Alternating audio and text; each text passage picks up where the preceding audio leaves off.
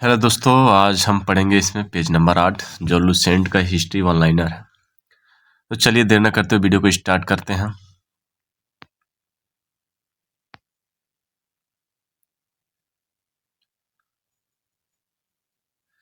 सत्यमेव जयते मुंडो कॉम्पिटिशन से लिया गया है। इसके उपनिषद में यज्ञ की तुलना फूटी नाव से की गई है।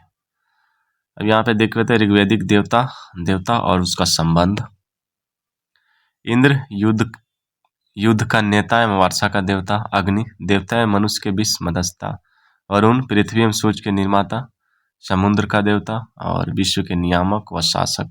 सत्य का प्रतीक, ऋतु परिवर्तन व दिन रात का कर्ता। धौ आकाश का देवता, सबसे प्राचीन। सोम वनस्पति देवता। उषा प्रगति एवं उत्थान देवता। अश्विन विपत्तियों को हरने वाला देवता। पूषण पशुओं की रक्षा करने वाला। विष्णु विश्व के संरक्षण एवं पालन करता। मरुत आंधी या तूफान का देवता। ईसा पूर्व दूसरी सदी में राजाओं के उपयुक्त यज्ञ वेदी बनाने के लिए आपस्तंभ व्यवहारिक ज्यामिति की रचना की। गायत्री मंत्र सवित्री नामक देवता को संबोधित है, जिसका संबंध ऋग्वेद से है।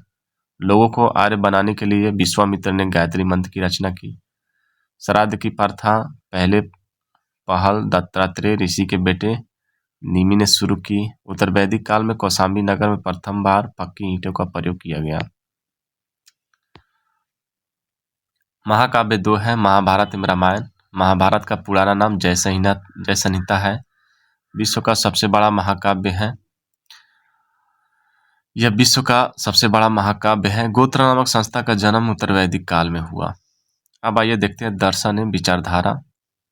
रूढ़िवादी विचारधारा इस संप्रदाय के प्रस्तावक वेदों की प्रामाणिकता पर सवाल नहीं उठाते थे।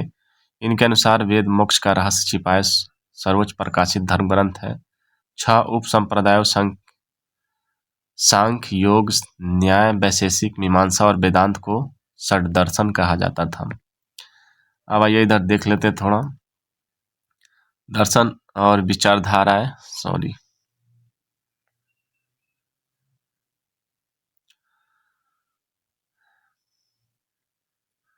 दर्शन और विचारधाराएं यहाँ पे है रूढ़िवादी यानी आस्तिक और नास्तिक।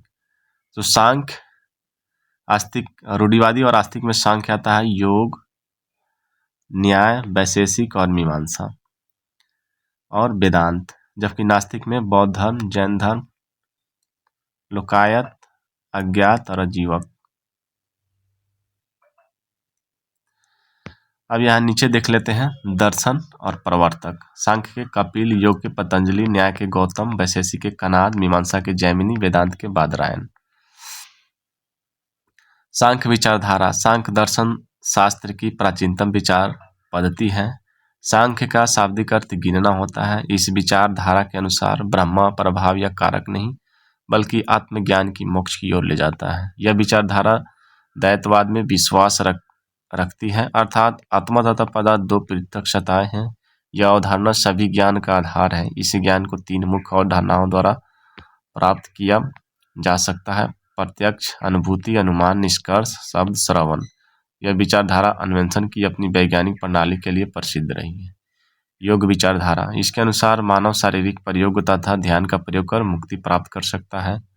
मुक्ति प्राप्त करने के साधन है यम यानी स्वनियंत्रण का अभ्यास करना, नियम व्यक्ति के जीवन को संचालित करने वाले नियमों का पालन करना, और प्रत्याहार विषय का चयन, धारणा मन को स्थिर करना, ध्यान चयनित विषय पर ध्यान एकाग्र करना, एवं समाधि मन तथा पिंड का विलय ही स्वयं को पूर्ण रूप से विच्छेद होने का कारण है।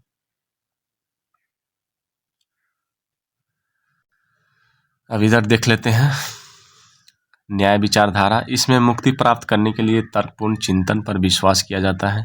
इस विचारधारा का मानना है कि निष्कर्ष, श्रवण तथा उपमा जैसे तर्क सम्मत साधनों का प्रयोग कर मनुष्य किसी भी समस्या की सत्यता जांच कर सकता है।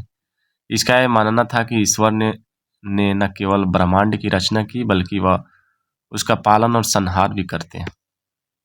वैशेषिक विचारधारा या विचारधारा ब्रह्मांड की भौतिकता पर विश्वास करती है। इसके अनुसार ब्रह्मांड का हर पदार्थ 5 मुख्य तत्वों अग्नि, वायु, जल, पृथ्वी तथा आकाश से बना है। इस विचारधारा का दृष्टिकोण अत्यंत वैज्ञानिक है।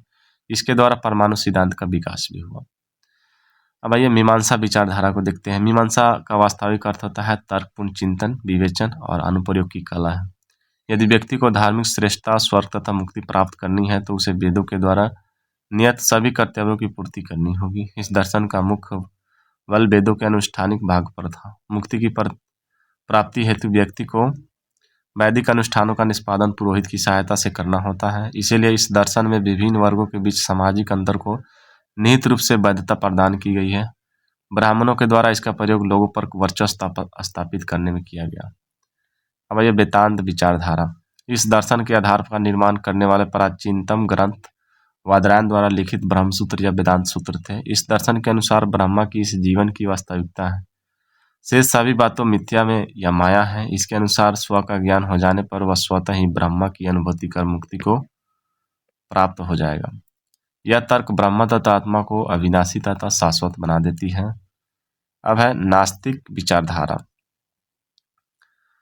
यह वेदों की मौलिकता पर विश्वास नहीं करते हैं और भगवान के अस्तित्व पर प्रश्न खड़े करते हैं। ये 5 अपराधों में विभाजित है, उपधाराओं में विभाजित है, बौद्ध, जैन, लोकायत, अज्ञान और आजीवक। आइए देखते हैं लोकायत दर्शन या चौवनक विचारधारा। बृहस्पति ने इस विचारधारा की नींव रखी। इसकी चर्चा वेदों तथा बृहदारण्यक उपनिषद में भी मिलती है। इसके अनुसार ब्रह्मांड में केवल 4 तत्व हैं, अग्नि, पृथ्वी, जल तथा वायु। इस विचारधारा के समर्थक आकाश की गणना 5 आधारभूत तत्वों में नहीं करते हैं क्योंकि यह मनुष्य के अनुभूति से परे हैं। इस विचारधारा के अनुसार इस विश्व पर कोई अन्य जगत नहीं है, इसीलिए मृत्यु मानव का अंत तथा सुख भोग ही मानव जीवन का चरम लक्ष्य होना चाहिए। इसलिए उन्होंने खाओ पियो और मस्त रहो के सिद्धांत का प्रतिपादन किया। अब ये अज्ञान, कट्टरपंथी संशयवाद में विश्वास करते थे। इसके अनुसार ज्ञान प्राप्त करना असंभव है, यदि यह संभव भी है तो मोक्ष प्राप्ति के लिए व्यर्थ है। इसका विश्वास था कि अनभिज्ञता सर्वोत्तम है। अब आइए आजीवक देखते हैं। इसकी स्थापना मकलीपुत्र गोसाल द्वारा ईसा पूर्व 6वीं शताब्दी ईस्वी में की गई। यह बौद्ध धर्म एवं जैन धर्म के विपरीत कर्म के सिद्धांत में विश्वास नहीं करते, ये कर्म को भ्रामक मानते हैं। इसने बौद्ध एवं जैन धर्म के समान वेदों की सत्ता को नकारा था। उत्तर प्रदेश में श्रावस्ती आजीवकों का प्रमुख केंद्र था। आजीवक संप्रदाय के मानने वाले निराकार आत्मा की अवधारणा के विपरीत आत्मा के भौतिक रूप में विश्वास करते थे। यह संप्रदाय भाग्यवाद या नियतिवाद में विश्वास करता था। उनके अनुसार संसार की हर चीज भाग्य या नियति द्वारा पूर्व निर्धारित होती है और मनुष्य उसमें कोई परिवर्तन नहीं कर सकता। इनके अनुसार मनुष्य के स्वतंत्र इच्छा या कर्म का कोई महत्व नहीं है। बिंदुसार इसके अनुयायी थे। अशोक 7वें स्तंभ के राजा देश में आजीवकों का उल्लेख मिलता है। अब यहाँ पे देखते हैं नोट में क्या है। वेदांत दर्शन में उपनिषद, भागवत गीता और ब्राह्मण सूत्रों का ज्ञान का प्रमुख स्रोत माना जाता है। इन तीनों ग्रंथों को सामूहिक रूप से प्रस्थानत्रयी कहा जाता है। तो दोस्तों इस वीडियो में इतना ही, फिर मिलते हैं पेज नंबर 9 लेके।